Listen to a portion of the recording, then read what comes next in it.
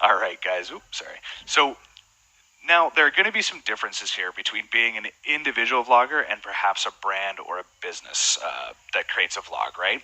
Now, don't let me mislead you. Individuals can also be a business or a brand. But what I'm looking at here is really some of the different motivators that an individual may have for entering this space, as opposed to a larger brand that is perhaps not looking to just monetize from their actual videos, but rather promoting their brand or their company through video, okay? So as an individual vlogger, you essentially are the brand, right? It is yourself, and you're the one that's putting together. You're the personality that you're looking to monetize on, right? You're not necessarily trying to sell any other product, but simply yourself and some potential partnerships as well. Now, as I said last week, with building up an audience through blogging or social media, the audience themselves can be of value, right? And that is certainly the same here with vlogging and YouTube, as we just looked at with advertising revenue, or Casey Neistat selling his vlog essentially for 25 million, right? There's lots of opportunities there, okay? So in addition to earning revenue from the advertising, you can also endorse products and become an affiliate for various brands and companies, right? This could be from reviewing products, doing videos specifically for a brand that sees value in your content and your audience. However, this can only happen once you have an audience that is in fact valuable to a brand. Nobody is going to pay you to promote products until you have an audience that trusts you and is willing to listen to you. And this takes time, right? And it takes genuine trust from your audience, okay? And of course, as we just looked at with PewDiePie as well and Casey Neistat, there are many others out there as well. Becoming a vlogger and establishing yourself can lead to future opportunities, right, that go beyond vlogging and creating daily videos. Now, when it comes to the brand or the business side of vlogging and creating video content, the motivating factors here are going to be a little bit different, all right? So generally, a brand is going to use video as an extension of the brand itself. So it's not about getting revenue from the videos themselves, though this can, of course, does happen, but rather you're doing this to promote your brand as a whole. Video can give your brand a very, very human presence, right? It allows you to connect with an audience. You know, this can't be really overstated, right? It's a lot easier to trust a brand and do business with them if they have a human face to it, okay? This can also help you stand out and differentiate yourself in the market, because you have the opportunity to create and offer something of value to your audience, and this in turn gains trust and engagement with them. And by gaining that trust, you're giving yourself the opportunity to generate leads and convert people into customers, which again is really the point of why we're doing all of this, right? To get profitable customer action from the audiences that we are creating, okay? So I will move on here, but I just want to see a couple of questions here. Somebody asked if there was a sort of like a program for creating video, or I mean, really, if you have a smartphone, you can create pretty good videos on that. In terms of editing them, you could just turn to Google to look at maybe smartphone video editing software and things of that nature. You know, and a lot of the social platforms and apps out there, you know, also have a huge video component with Snapchat or Dubsmash and things like that. So there isn't really one set one that I'd recommend, but you know, if you can create videos using your phone or your camera, you should be able to find either very, very cost-effective or free editing software as well, okay? Okay, and Catherine there, and Andy, you guys are asking similar questions too. So can't you cross-reference vlogging and video with other platforms to gain a bigger audience, Catherine? And then Andy, you're saying, should I put up the same videos on YouTube and Facebook? You absolutely can, guys. Yeah, I mean, you know, you don't always want to have only the same content going across all of your platforms, just because some things are going to be better suited for certain platforms. But absolutely, guys, if you make a video on YouTube, you can, you know, you want to promote it by putting a link to it on Twitter, you can do that. If you want to post the video or a section of the video on Facebook, you can absolutely do that as well, okay? So cross-promoting using the video on multiple platforms is absolutely okay. Just remember, though, with Facebook, there's some differences that we looked at last week, such as videos generally don't play with audio as people are scrolling through their news feed. So just things like that to really keep in mind here as well, okay? All right. So, Paul, the $2 is not the amount after YouTube have taken their cut. That is the amount before. So you get roughly, again, it's an estimate there because there are specifics that go into it. But if we're saying roughly $2 per 1,000 views, you're going to get 45% of that. So that's 90 cents, I think. If my mental arithmetic there is good enough. But yeah, so hopefully that answers that for you. Okay. Perfect. And Andy, that's good as well. Catherine, perfect. Okay, guys, that is great. Thank you very much. All right, so what I want to look at now, I just want to talk about a few vlogs that you can find here on YouTube. One of them's from an individual vlogger, the other's from a brand vlog. So we'll see some differences between the two, but they're both very successful for different reasons. Now, I used to provide links for the clips during the webinar, but I found that as human nature would have it, students essentially will then miss part of the lesson, right? As it's way too easy to get stuck into the world of YouTube and just keep watching more videos. So for anyone who wants them, I will send you the links after the lesson. Of course, you can also type the names of the people I'm going to go over into YouTube there after the lesson, that is, and watch them that way as well. And Denise, YouTube takes the 45%, so that would leave you with $1.10. That's right. Okay. Thank you very much, Denise. Yeah, YouTube takes 45%. The other 55% goes to yourself. Okay. All right, perfect, guys. So the first one here is Casey Neistat, who I was talking about just a moment ago. And I want to talk about him and urge you guys, if you're interested in moving into this space, to go and have a look at his YouTube page, because he does an extremely good job of using his personality to really get his audience to relate to him, right? And again, Casey was recently able to move away from the daily vlogging to pursue the new opportunity with CNN, okay? And he was a very, very successful vlogger, certainly one of my favorite YouTube personalities, and he really illustrates how by creating compelling content and building an audience, first, you can be directly successful from monetizing directly from the videos that you're posting on the platform, but just as importantly, that the audience that you're building through your content can really lead to more opportunities, right? Such as CNN coming in and purchasing his company and his services. So for anybody who hasn't seen him before, I do recommend taking a look at him. I think he's just a very, very good example of how an individual vlogger, without getting too fancy with the things that he's doing, can really make an impact and create things of very, very high value, okay? Now, the other one to talk about here, and I think this is going to be applicable to most of us, more so than being an individual vlogger, is a company called Blendtec, and they have a vlog called Will It Blend. Have you guys heard of this one before? Has anybody watched this one on purpose or accidentally stumbled across any of their videos or anything like that? Okay, a bunch of yeses coming in there now, and one or two no's as well, which is absolutely fine. Catherine, okay, yep. So guys, I would really definitely go and take a look at them, because it's hard to find one that's more entertaining out there, okay? So these guys have a great story.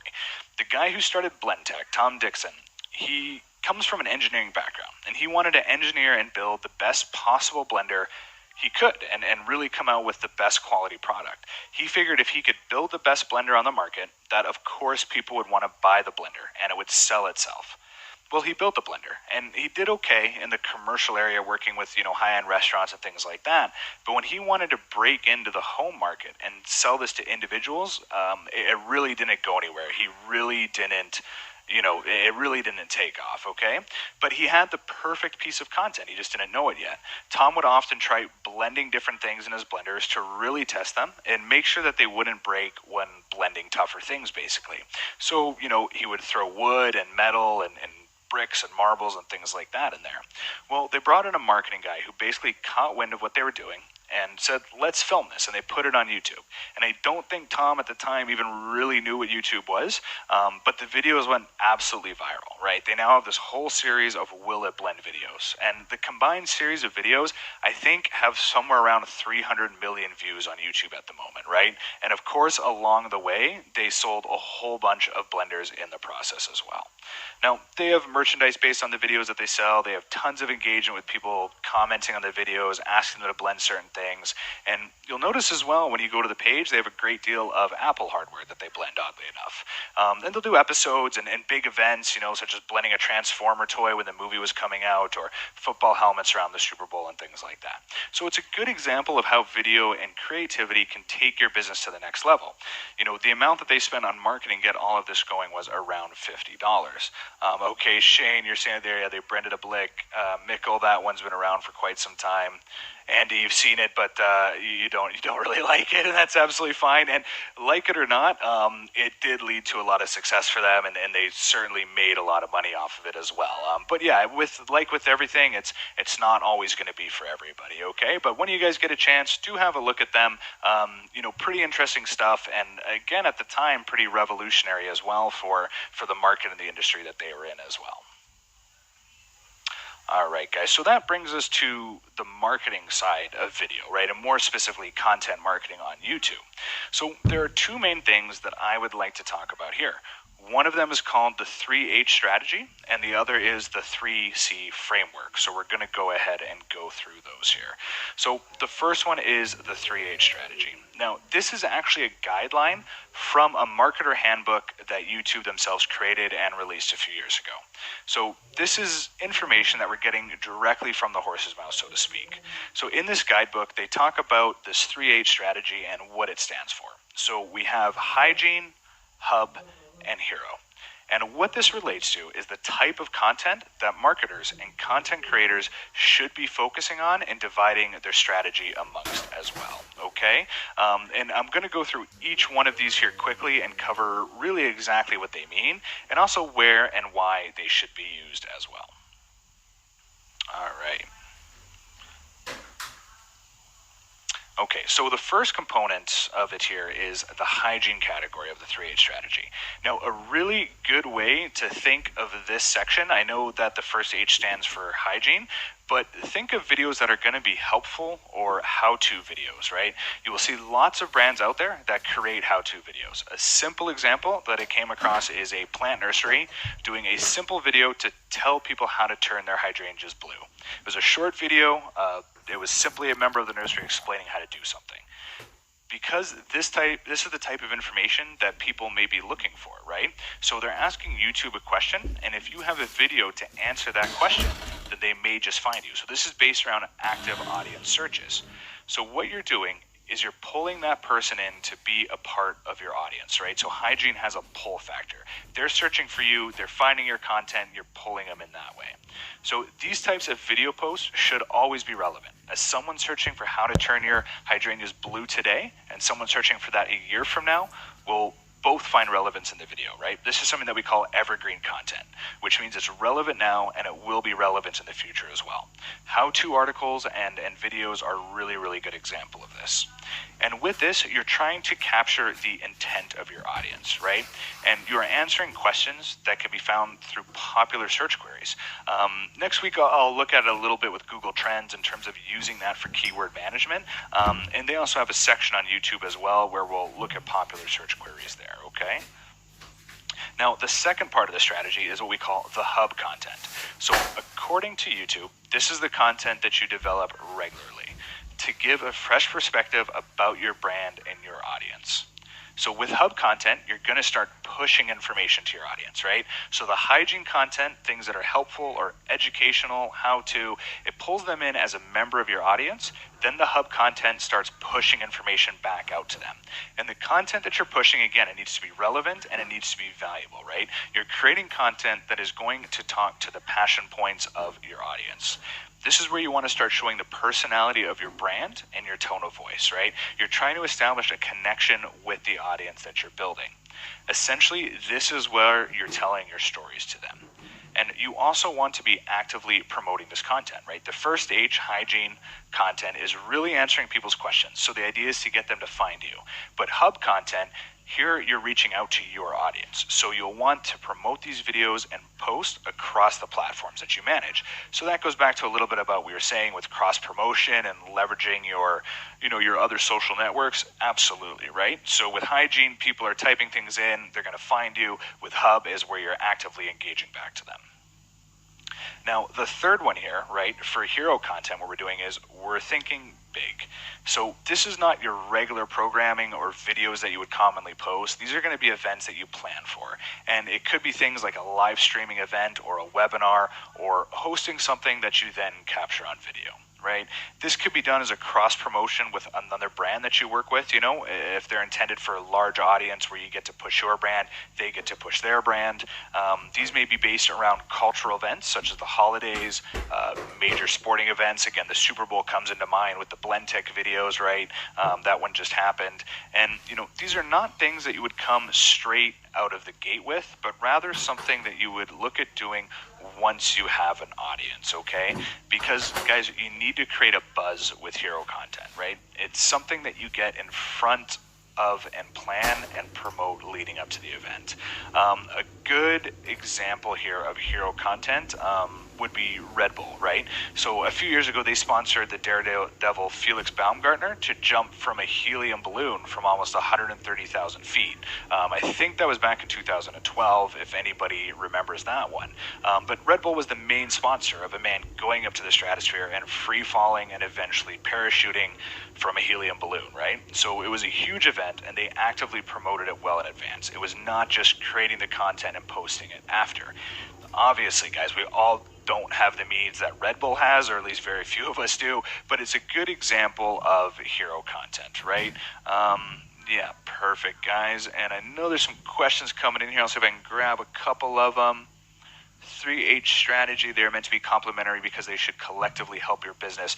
Yeah, Ursula, good observation there as well. Absolutely, right? So, guys, you'd want to incorporate as much as you can all three of these. Hub is probably going to be the biggest bulk of it once you kind of get things up and running and develop that audience. Hygiene is really going to be getting started, trying to attract people to your videos. Hero content are going to be the big thing ones. Absolutely, okay?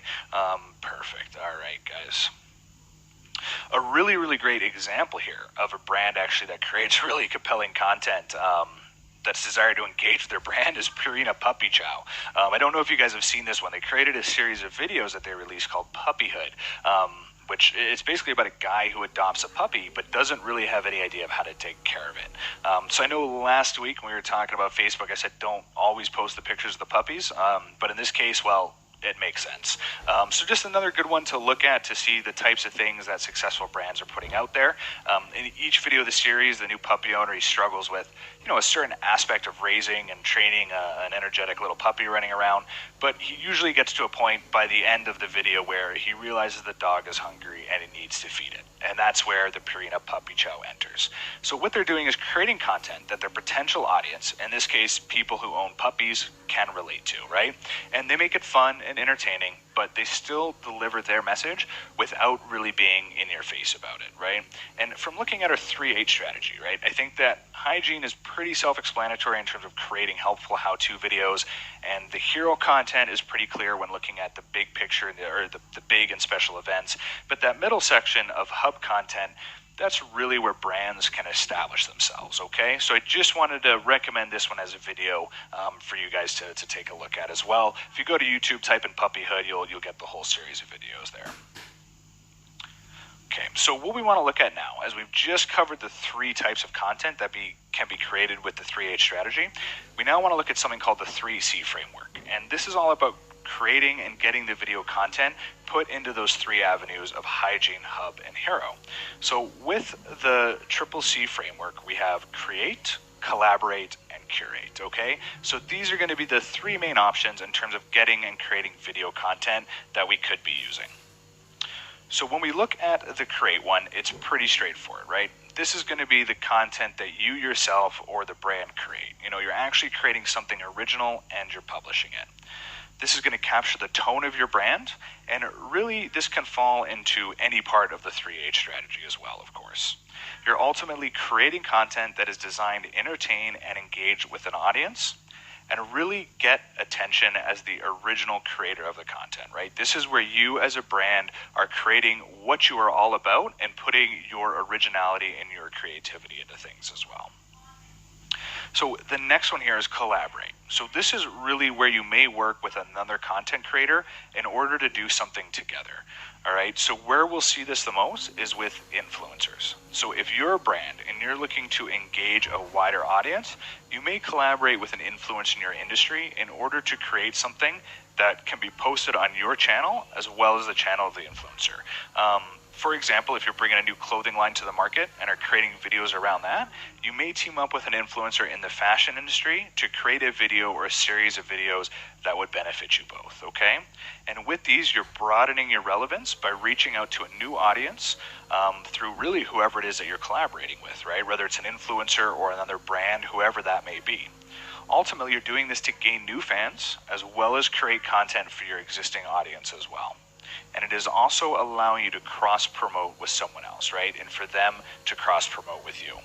Now, the idea behind collaboration is to increase your reach to an audience by working with others who may already have an established audience. And then they get the benefit of basically reaching out to your audience as well, okay? So this is another thing where you'll probably want to not dive right into collaboration. You really probably want to focus ideally on creation first, and as you start to build an audience, then start to think about collaborate with others.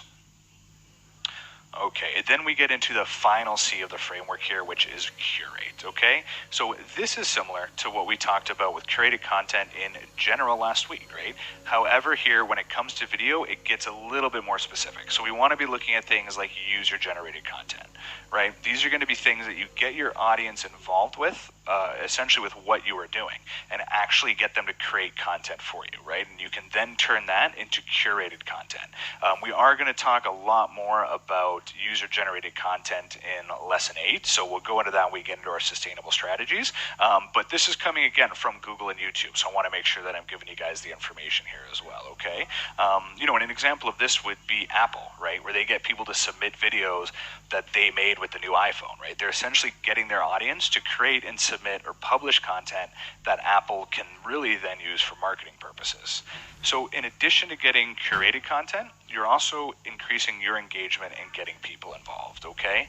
And before we talked about storytelling, our 3H strategy is where you're developing that hub content, to tell your story or your brand story. Well, with this, we're really looking at story making, right? If there's a way that you can figure out to get people to create video content for you and share that with you, that can be a really, really powerful tool to have in your pocket, okay? And you'll see lots of brands that open things up to competitions and things like that to get their audience to create that content for them.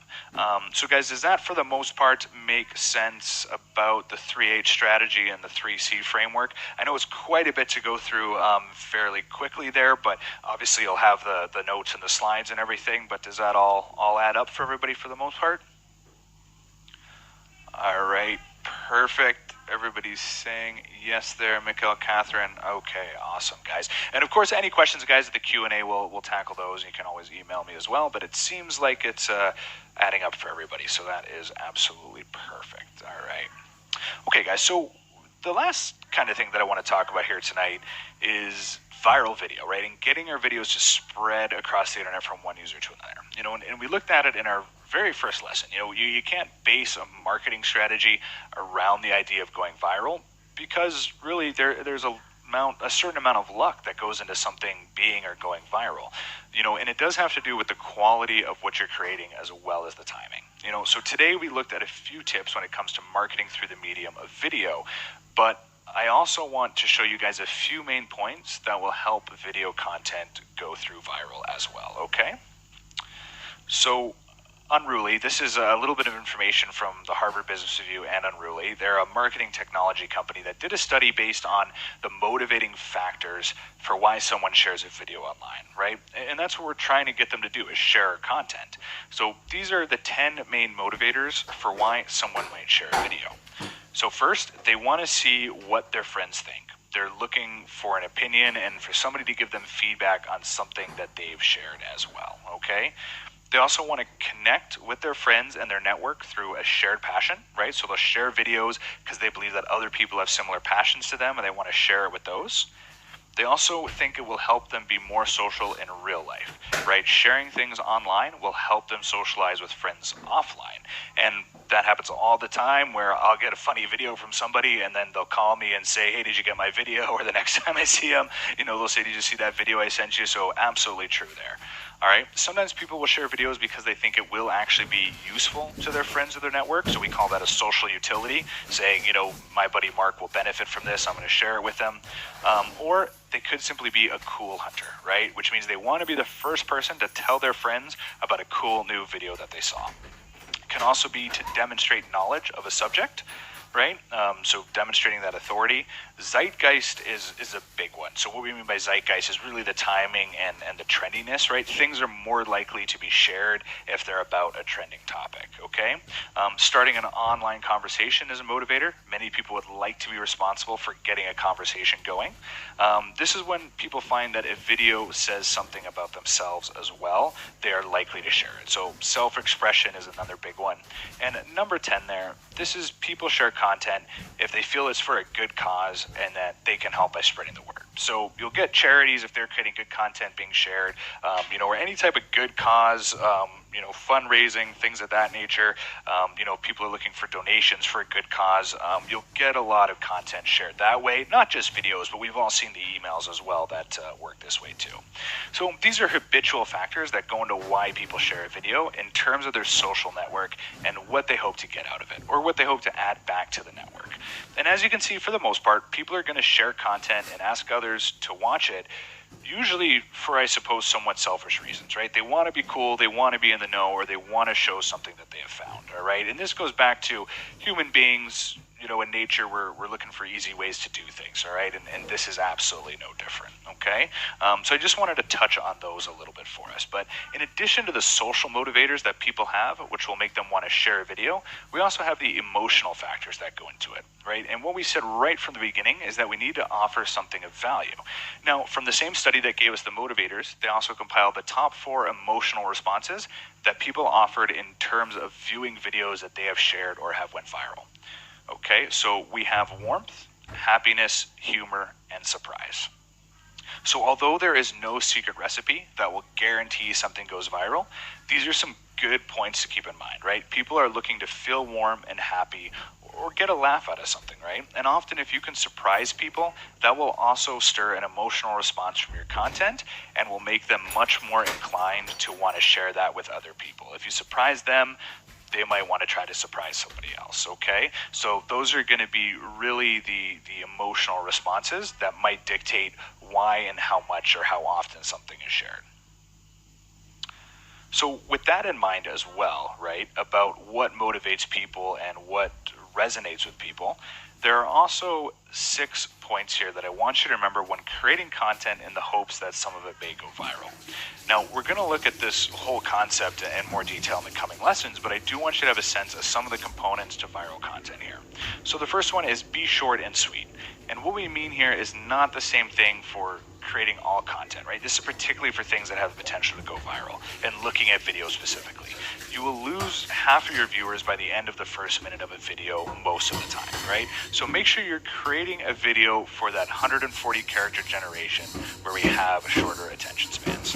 You do want to be upbeat. Although there are different ways to spark a reaction with people, the most highly shared content are going to be things that contain positive and upbeat tones, right? There are certainly exceptions to this, but what we're looking at is a bit of a game of numbers, so be upbeat where you can. You also want to be timely. This goes back to being trendy, right? Brush up on your current events. Content that is created around popular trending topic is much more likely to get picked up and go viral. You also want to be involved. Engagement is a key component in virility, right? Engaging with an audience can lead to loyalty and interest. Answer questions, reach out to your audience where and when you can. People are always searching for new information and to learn something they didn't already know, okay? And more importantly, people really like to tell other people things that they don't already know as well, right? Videos are an absolutely great way to do this, so be informative. And last one there, guys, be inspiring, right? To get the viral edge, you want to create and share stories that are inspirational and really hit the heartstrings if you can. Creating viral content is not easy. I've said that before, right? Otherwise, everybody would do it. But these tips can help you improve your content shareability and quality, improving your odds at getting something viral. And remember, not everything we do in content marketing is necessarily in the hopes of it going viral, right? We're really looking to create things of quality and value that will ultimately speak to our audience and generate revenue as well. And Paul, I just saw your question there, so I'll answer that quickly before I move on about hub videos being longer. Absolutely. So what we're talking about here is more so tips when it comes to a viral video, right?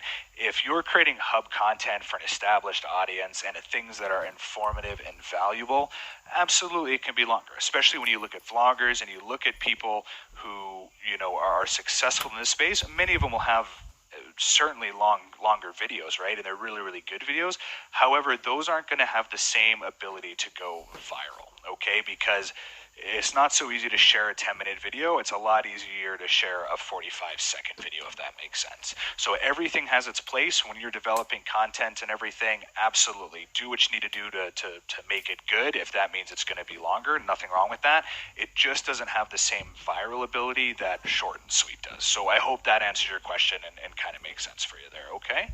All right, guys. So I think we are good for this evening. I do appreciate everybody sticking with me here until the end again. So perfect. I hope that everybody has a wonderful evening and good morning, day, afternoon, depending on where you are. All the best, guys, and have a great one. Take care now. Bye. Hi, everyone.